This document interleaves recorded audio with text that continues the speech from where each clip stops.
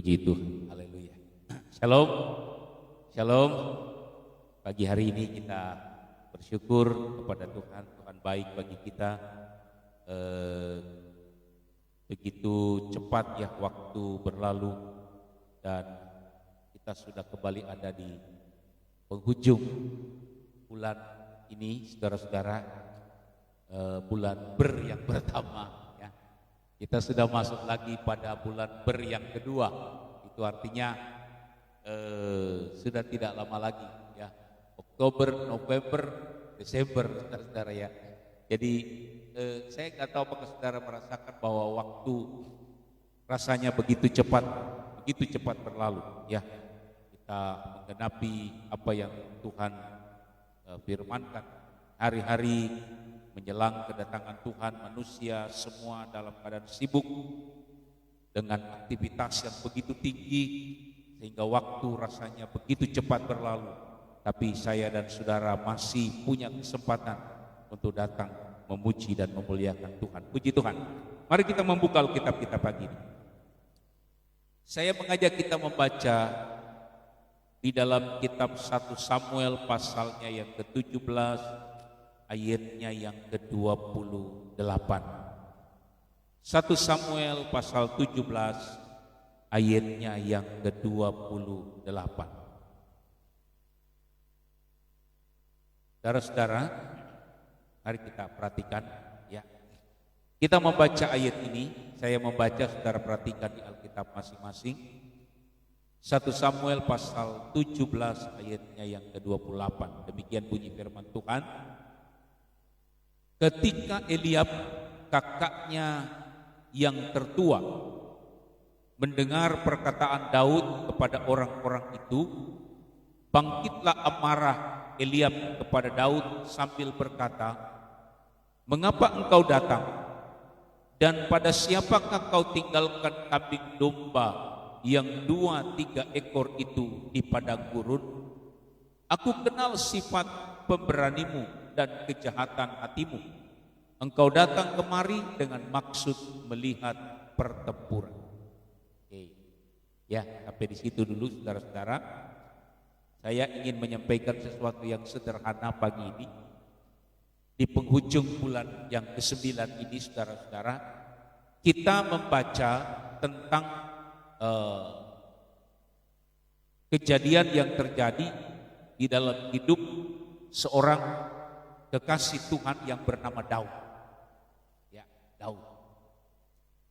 Ada sesuatu yang istimewa dalam hidup Daud.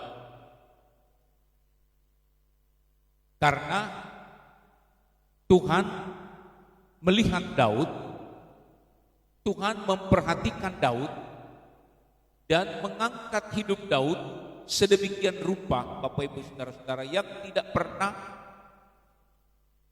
disangka, bahkan tidak pernah mungkin ada dalam pikiran daripada keluarga Daud. Daud adalah anak yang paling bungsu dari 7 bersaudara, anak Isai, yang kemudian diberikan kepercayaan oleh Tuhan luar biasa dari seorang yang tidak dianggap. Karena waktu itu Saul menyakiti hati Tuhan dan Tuhan memberhentikan Saul. Tuhan mengambil takhta Saul dan kemudian memberikannya kepada orang lain.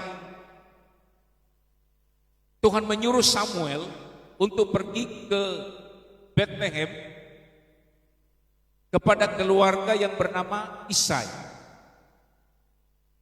bahwa salah satu anak dari Isai itu akan dilantik untuk menjadi raja. Saya percaya Bapak Ibu saudara-saudara tentu paham cerita ini, betul-betul paham ya. Pergilah Samuel ke rumah Isai.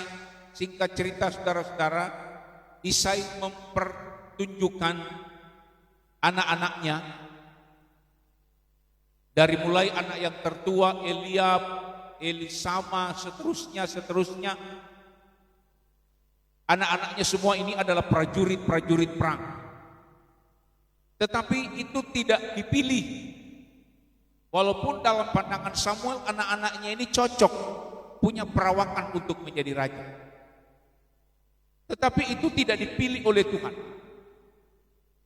Justru Tuhan memilih anak Isai yang paling terakhir, namanya Daud. Daud ini pekerjaannya adalah penggembala kambing domba. Ya. Penggembala kambing domba yang menggembalakan kambing domba ayahnya, yang dalam ayat yang kita baca pagi hari ini, domba itu tidak banyak. Karena kakaknya berkata, "Mengapa engkau datang?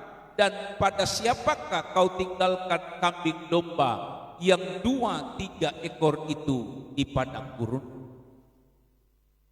Jadi Daud menggembalakan, Bapak Ibu Saudara-saudara, bukan kambing domba yang ratusan.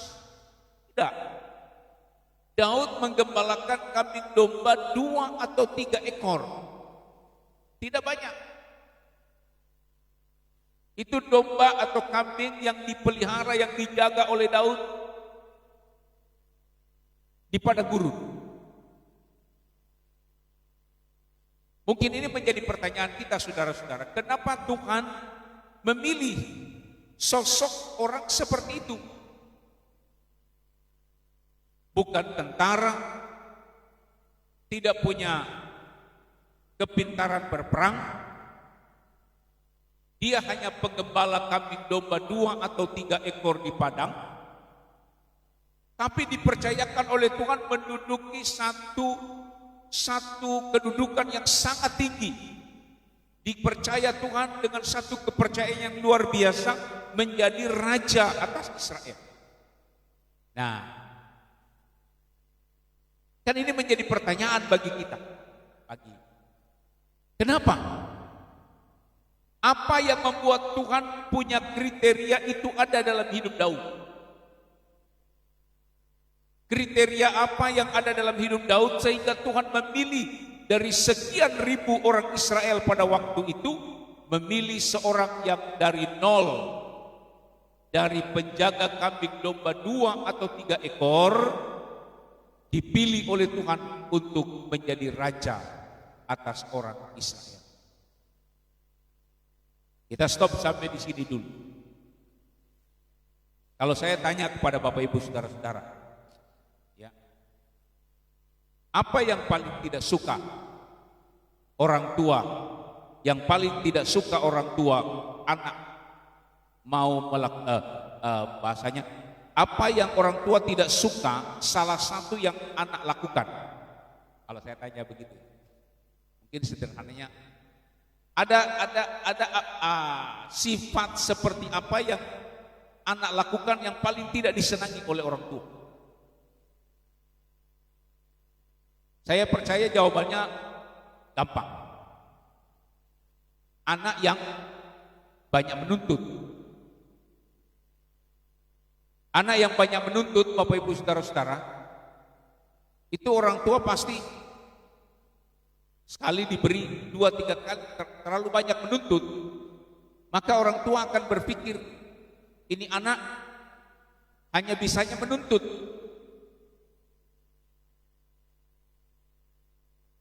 Dia hanya ingin memperoleh haknya sebagai anak. Memang orang tua punya kewajiban untuk memberikan hak anak. Apa yang diperlukan mereka, apa yang mereka butuhkan, orang tua harus menyediakan. Ya. Tapi kalau anak itu terus merongrong, saudara-saudara, meminta haknya, maka orang tua pasti akan berkata begini, kamu nak, kamu cuma minta hakmu, tapi kamu tidak pernah melakukan tanggung jawabnya. Tapi orang tua paling senang kalau anak itu melakukan tanggung jawabnya dengan baik. Sehingga ketika dia menyampaikan sesuatu kepada orang tuanya, meminta sesuatu kepada orang tuanya, maka orang tuanya itu pasti akan mengabulkan, pasti akan meluluskannya. Kenapa? Karena anak itu memberikan tanggung jawab. Tidak hanya meminta haknya, tapi memberikan tanggung jawabnya. Ini yang paling disukai oleh orang tua. Nah, saya yakin saudara-saudara, Tuhan juga menyukai pribadi-pribadi anak Tuhan yang memiliki tanggung jawab. Kenapa Daud dipilih oleh Tuhan? Dari seorang pengembala kambing domba yang hanya 2 atau 3 ekor, dipilih oleh Tuhan untuk menjadi seorang raja, diberikan kepercayaan yang begitu besar.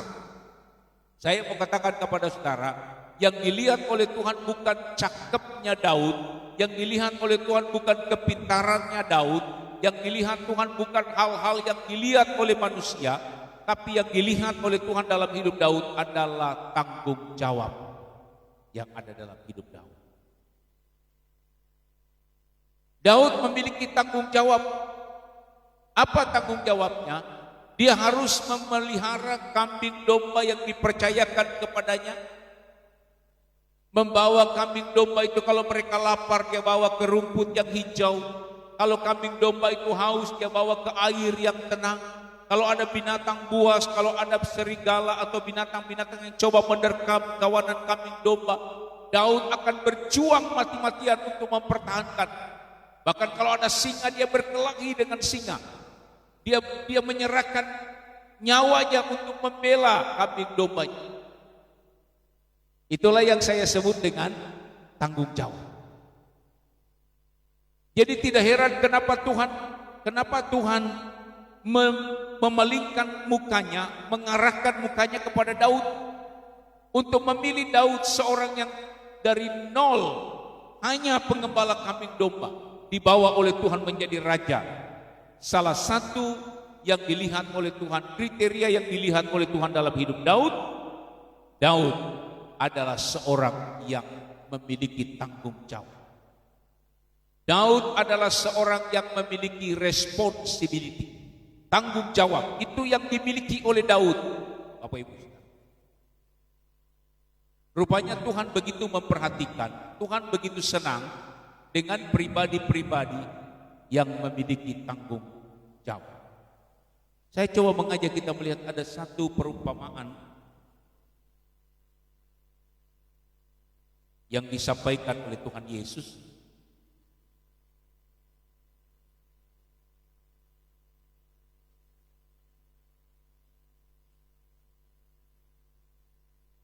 tentang tanggung jawab ini.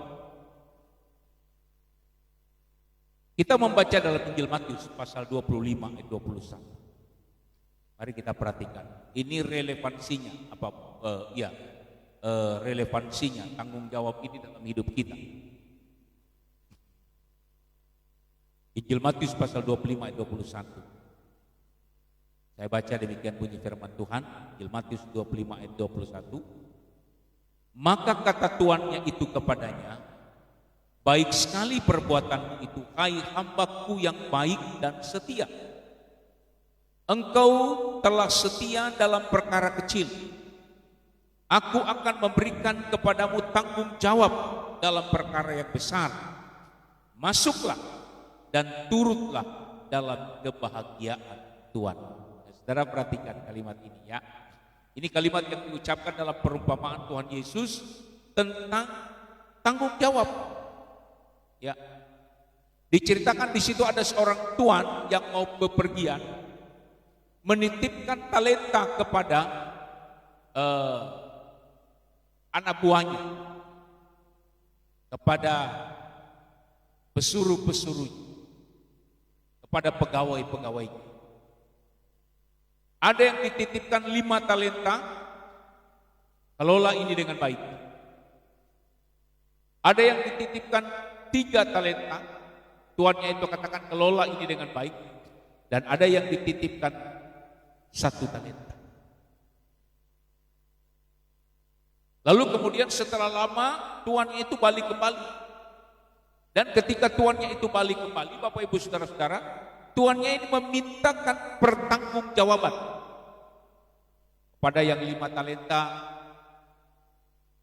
Tuannya berkata, mana talenta yang kuberikan kepadamu?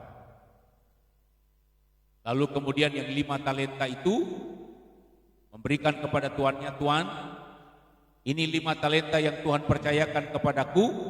5 talenta ini sekarang telah bertambah menjadi 10 talenta. Yang 2 talenta diberikan oleh tuannya ketika dia mempertanggungjawabkannya.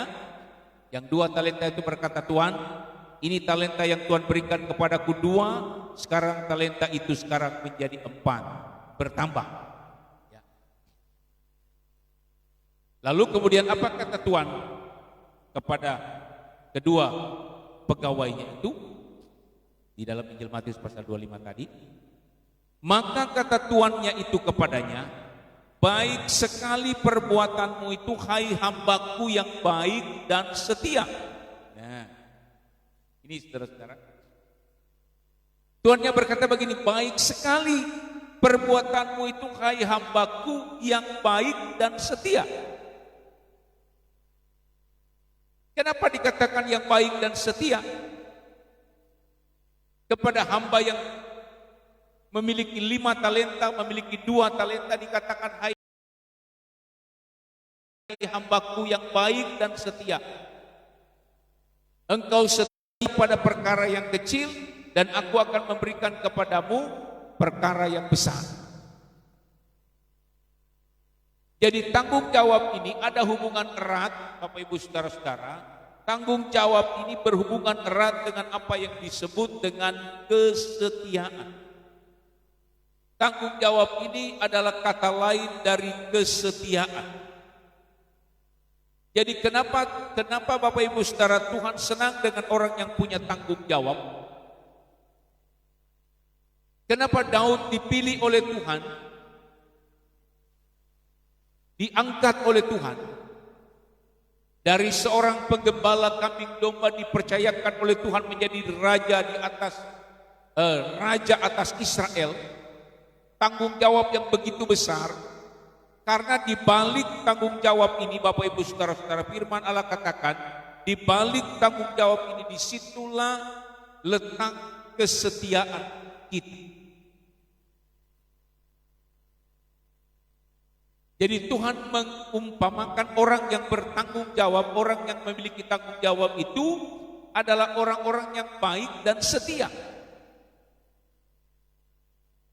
Sehingga ketika seseorang dikatakan oleh firman Tuhan di dalam ayat yang kita baca tadi,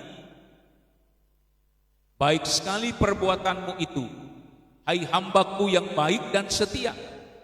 Engkau telah setia dalam perkara kecil, aku akan memberikan kepadamu tanggung jawab dalam perkara yang besar. Nah, setia, baik dan setia, melakukan perkara-perkara yang kecil, kata firman Tuhan, maka aku akan memberikan kepadamu tanggung jawab yang lebih besar.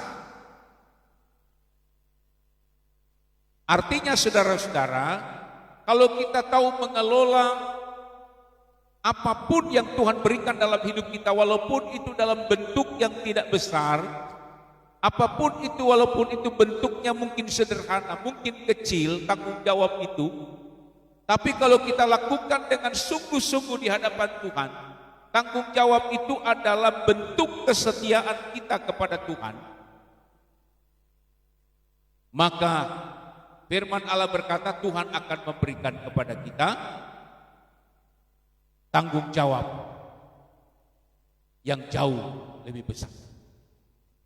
Tanggung jawab yang jauh lebih besar itu pasti akan disertai dengan berkat yang jauh lebih besar. Tapi kalau saya dan saudara, jangankan sesuatu yang besar, sesuatu yang sederhana, sesuatu yang kecil yang diberikan kepada kita, kita tidak bisa bertanggung jawab di hadapan Tuhan, maka saya percaya kita tidak akan dapat menikmati tanggung jawab yang jauh lebih besar yang Tuhan berikan bagi kita. Tentu kalau saya bicara tentang tanggung jawab ini, ya, bagi kita sebagai orang tua, bagi anak-anak yang masih sekolah, yang bekerja. Kita punya tanggung jawab yang berbeda-beda ketika saya dan saudara punya tanggung jawab atas kehidupan kita di dunia ini. Apapun yang kita pertanggungjawabkan di dunia ini pun ada hasil pertanggungjawaban itu. Apalagi saudara-saudara, kalau tanggung jawab yang diberikan itu adalah tanggung jawab yang diberikan oleh Tuhan dalam hidup kita. Tanggung jawab yang diberikan oleh manusia saja kalau kita kerjakan dengan baik. Sekali lagi, tanggung jawab yang diberikan oleh manusia saja kalau kita kerjakan dengan baik, pasti tanggung jawab itu akan mendatangkan hasil yang lebih baik dalam hidup kita. Kalau kita kerjakan dengan sungguh-sungguh, apalagi kalau tanggung jawab itu adalah tanggung jawab yang diberikan oleh Tuhan dalam hidup kita. Mungkin sederhana, mungkin kecil tanggung jawab yang diberikan Tuhan, tapi disitulah Tuhan melihat kesetiaan kita. Ya. Disitulah Tuhan melihat bagaimana kita dikatakan orang yang setia.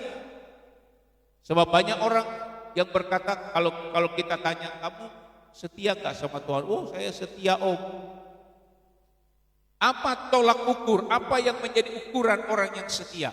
Yang menjadi ukuran orang yang setia di hadapan Tuhan adalah ketika mereka bertanggung jawab atas apa yang Tuhan inginkan, yang Tuhan mau dia kerjakan di dalam kehidupan. Ya. Coba saya baca, kita baca satu ayat.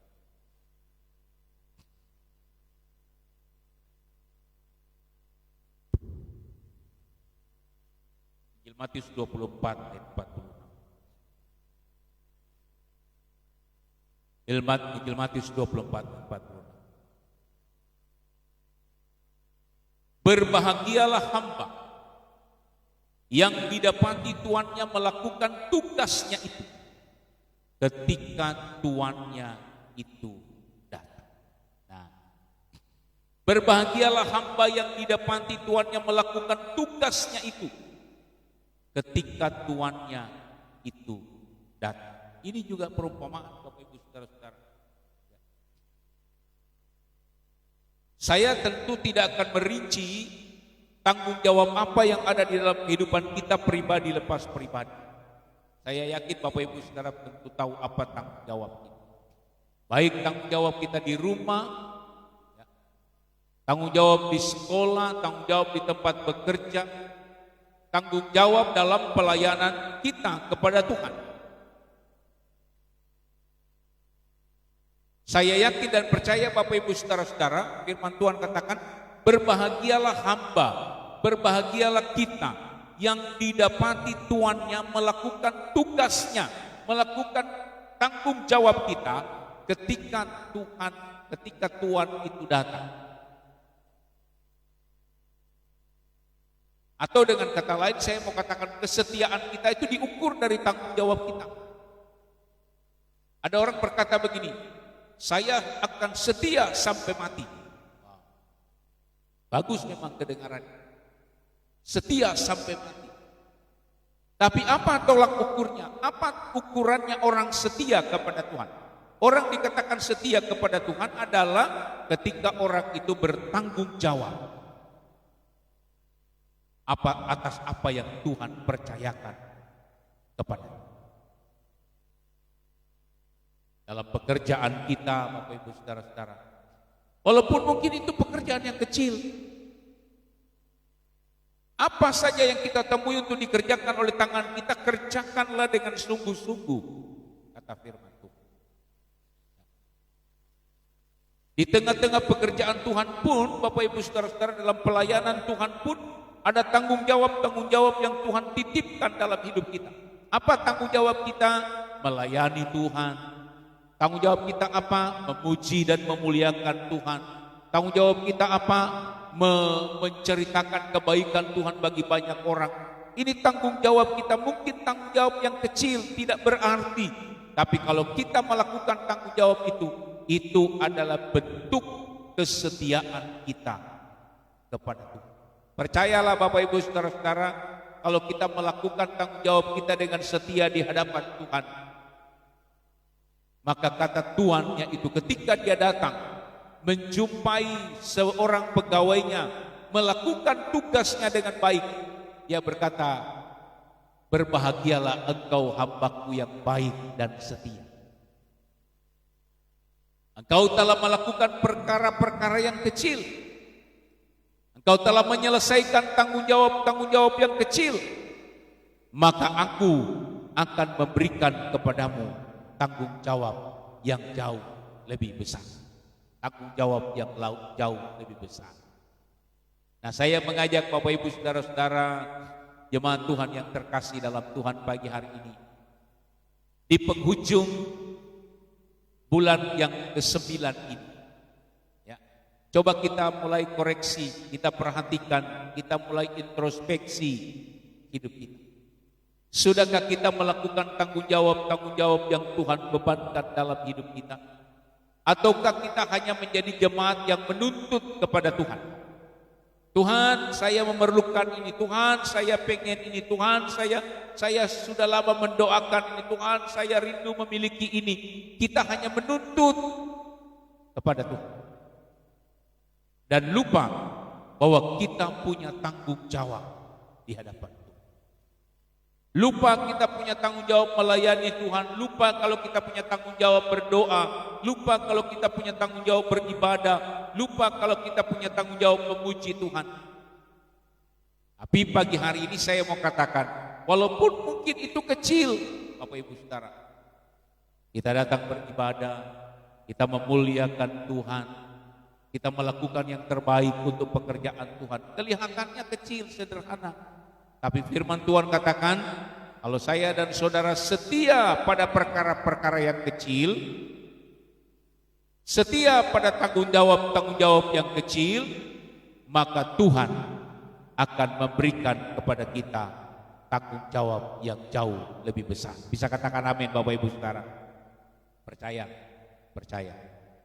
Tuhan pasti akan memberikan kepada kita tanggung jawab yang jauh lebih besar.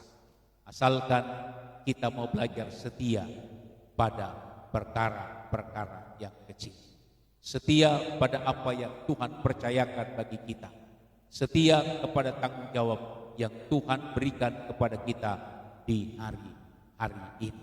Puji Tuhan. Bapak Ibu Saudara-saudara yang saya kasih dalam Tuhan, Daud adalah contoh yang sangat indah bagi kita. Ya. Mungkin begitu banyak orang di Israel yang pandai. Banyak orang di Israel yang memiliki postur tubuh yang cocok untuk menjadi raja. Banyak orang di Israel yang punya potensi, punya pengaruh, punya kekuatan yang mungkin orang berkata ini cocok jadi raja. Tuhan bilang tidak. Saya sudah memilih seseorang yang cocok untuk diberikan tanggung jawab yang besar. Dan sosok yang diberikan tanggung jawab yang besar itu adalah seorang yang bernama Daud. Dia tidak punya kemampuan apa-apa selain daripada responsibility-nya. Dia tidak punya kriteria apa-apa yang menarik bagi banyak orang selain tanggung jawabnya yang luar biasa. Walaupun perkara yang kecil, bukan ratusan domba, bukan ribuan kambing yang dia harus jaga. Hanya 2 atau 3 ekor kambing yang dia jaga. Itu tanggung jawab yang begitu kecil sebenarnya. Jauh lebih besar daripada tanggung jawab yang diberikan kepada kakak-kakaknya yang pergi berperang untuk membela Israel dan lain sebagainya. Tapi Tuhan tertarik kepada Daud karena Daud mengerjakan pekerjaan dan tanggung jawabnya yang kecil itu semaksimal mungkin. Dengan seluruh kekuatannya, dengan segenap kekuatannya. Dia berkata, aku memelihara kambing domba itu.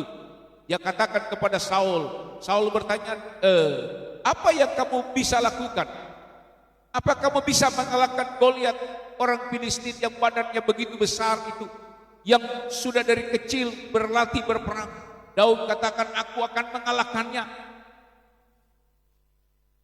Sebagaimana singa yang akan mengganggu kambing dombaku, maka aku akan bertempur, aku merobek mulutnya, demikian juga aku akan lakukan kepada orang itu. Jadi tanggung jawab yang luar biasa. Dan biarlah ini menjadi bagian kita, Bapak Ibu. Bagian saya, bagian kita semua. Tanggung jawab dalam kehidupan kita, keseharian kita, di dalam pekerjaan kita, dalam rumah tangga kita, bagi anak-anak kita dalam sekolah mereka, dalam usaha dan pekerjaan mereka. Tanggung jawab kita kepada pelayanan pekerjaan Tuhan. Mari kita perhatikan itu betul-betul. Sebab ketika kita melakukan tanggung jawab yang kecil itu dengan sebaik-baiknya, percayalah, Tuhan pasti akan memberikan kepada kita tanggung jawab yang lebih besar. Dan tanggung jawab yang lebih besar itu pasti akan disertai dengan berkat-berkat yang lebih besar. Bisa katakan amin, saudara? Ya, berkatnya office boy dengan berkatnya manajer berbeda. Gajinya office boy dengan gajinya manajer bisa mungkin 6-7 kali lipat bedanya. Manajer pasti akan punya gaji yang jauh lebih besar daripada cleaning service atau office boy. Apakah mereka bekerja? Mereka sama-sama bekerja, tapi tanggung jawabnya berbeda. Office boy paling-paling dia tanggung jawabnya cuma sekedar membersihkan. Kalau nggak bersih berarti tanggung jawabnya salah. Tapi dia tidak pernah bertanggung jawab mati hidupnya perusahaan.